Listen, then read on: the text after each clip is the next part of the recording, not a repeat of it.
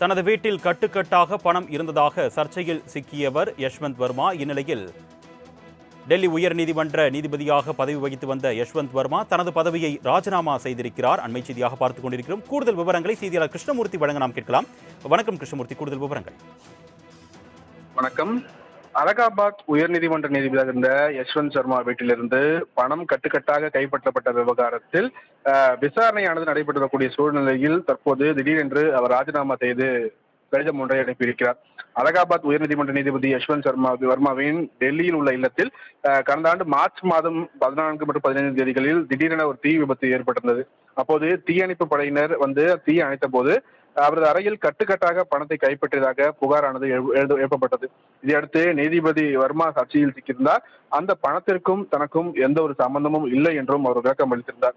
இதையடுத்து பஞ்சாப் மற்றும் ஹரியானா உயர்நீதிமன்ற தலைமை நீதிபதி ஷீல் நாகூர், இமாச்சல பிரதேச உயர்நீதிமன்ற தலைமை நீதிபதி GS சந்தவாலியா, கர்நாடக உயர்நீதிமன்ற நீதிபதி அனு சிவராமன் ஆகிய 3 நீதிபதிகள் அடங்கிய விசாரணை குழு ஒன்று அமைக்கப்பட்டு இது தொடர்பாக விசாரணை நடைபெற்றது.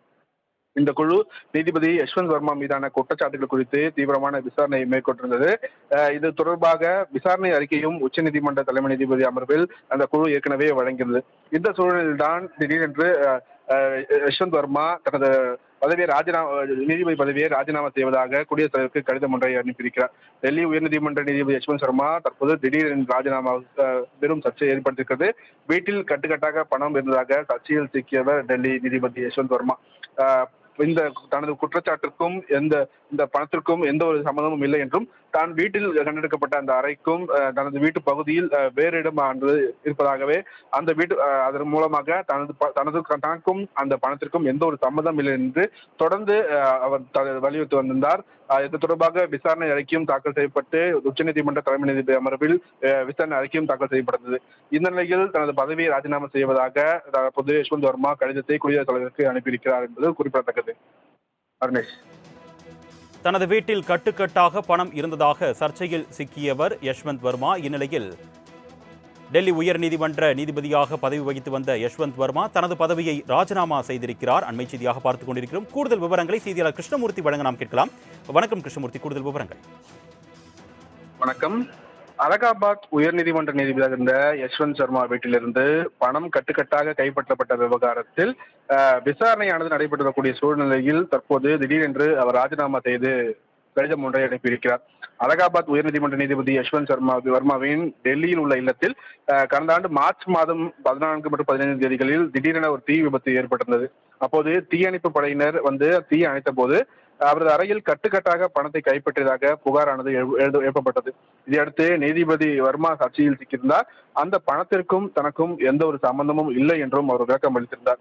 இதையடுத்து பஞ்சாப் மற்றும் ஹரியானா உயர்நீதிமன்ற தலைமை நீதிபதி ஷீல் நாகூர், இமாச்சல பிரதேச உயர்நீதிமன்ற தலைமை நீதிபதி GS சந்தவாலியா, கர்நாடக உயர்நீதிமன்ற நீதிபதி அனு சிவராமன் ஆகிய 3 நீதிபதிகள் அடங்கிய விசாரணை குழு ஒன்று அமைக்கப்பட்டு இது தொடர்பாக விசாரணை நடைபெற்றது.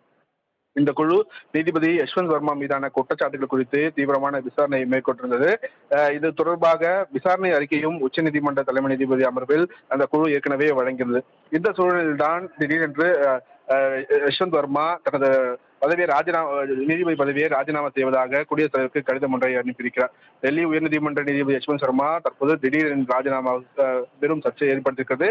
வீட்டில் கட்டுக்கட்டாக பணம் இருந்ததாக சர்ச்சையில் சிக்கியவர் டெல்லி நீதிபதி யஷ்வந்த் வர்மா. தனது குற்றச்சாட்டிற்கும் இந்த பணத்திற்கும் எந்த ஒரு சம்மந்தமும் இல்லை என்றும் தான் வீட்டில் கண்டெடுக்கப்பட்ட அந்த அறைக்கும் தனது வீட்டு பகுதியில் வேறு இடம் இருப்பதாகவே அந்த வீட்டு அதன் மூலமாக தனக்கும் அந்த பணத்திற்கும் எந்த ஒரு சம்மதம் இல்லை என்று தொடர்ந்து அவர் வலியுறுத்தி வந்திருந்தார். இது தொடர்பாக விசாரணை அறிக்கையும் தாக்கல் செய்யப்பட்டு உச்சநீதிமன்ற தலைமை நீதிபதி அமர்வில் விசாரணை அறிக்கையும் தாக்கல் செய்யப்பட்டது. இந்த நிலையில் தனது பதவியை ராஜினாமா செய்வதாக தற்போது யஷ்வந்த் வர்மா கடிதத்தை குடியரசுத் தலைவருக்கு அனுப்பியிருக்கிறார் என்பது குறிப்பிடத்தக்கது. அருணேஷ். கூடுதல் விவரங்களுக்கு நன்றி கிருஷ்ணமூர்த்தி.